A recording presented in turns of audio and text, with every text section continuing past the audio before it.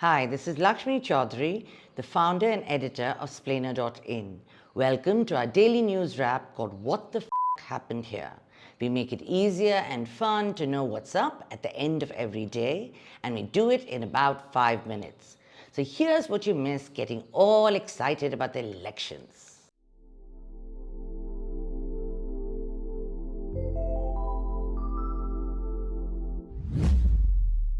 This isn't exactly news, but it's still a momentous event. The world's largest democracy will spend an entire month electing its leaders. Okay, so we're the largest only because we like having babies, but hey, let's call it a demographic dividend. We have 969 million registered voters. That's 1/10 of the world's population and 4 times the number of eligible voters in America.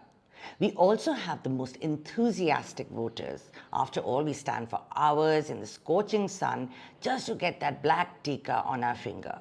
Happily, according to Indian law, voters can't be required to travel more than 2 kilometers to get to a polling booth.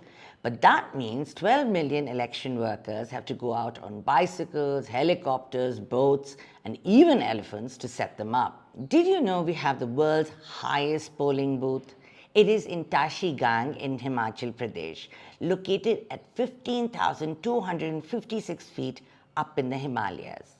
Even so, they can't guard all of India at the same time, so we have to hold our election in phases, hence the 6 weeks. In all, it'll take 16 million people to make these elections happen.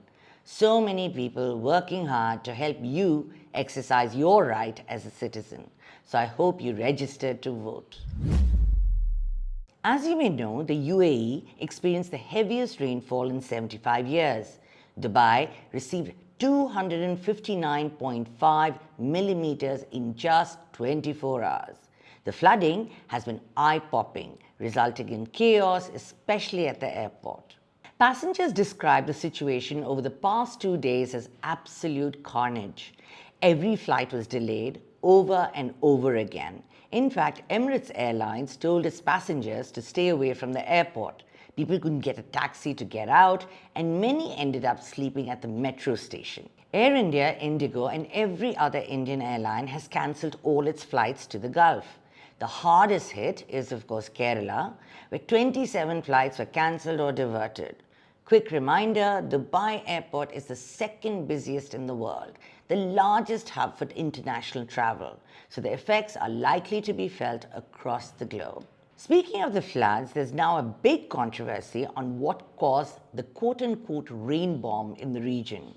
Initial reports blamed it on cloud seeding. That's the practice of seeding clouds with silver iodide to encourage rainfall. But the UAE has denied there were any such operations before or during the storm. Besides, they don't result in severe thunderstorms. Experts say the villain, as always, is climate change. As for the flooding, blame the UAE's lousy drainage system. This is what you get when you pave everything over with concrete. There's yet more bad news on the Gaza front.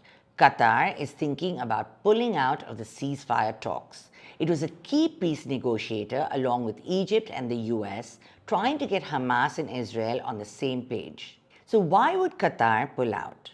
Its representatives say it is sick of, quote-unquote, an abuse of this mediation in favor of narrow political interests. Translation, it is tired of US senators taking aim at its role to look tough in an election year.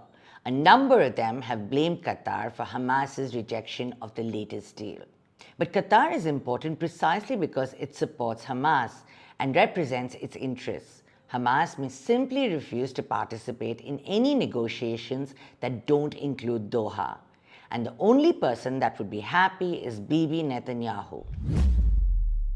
Indonesian authorities have issued a tsunami alert after a volcano erupted 5 times in recent days. Mount Ruang erupted once on Tuesday and another 4 times on Wednesday. Officials are worried that a part of the volcano will collapse into the sea and cause a tsunami. This sounds a bit extreme, but it has happened to Mount Ruang before, back in 1871. More recently, Indonesia's Anak Krakatau volcano caused a tsunami along the coast of Sumatra and Java in 2018 after parts of the mountain fell into the ocean. 430 people were killed. This time around, authorities have already evacuated residents from nearby areas and from remote islands.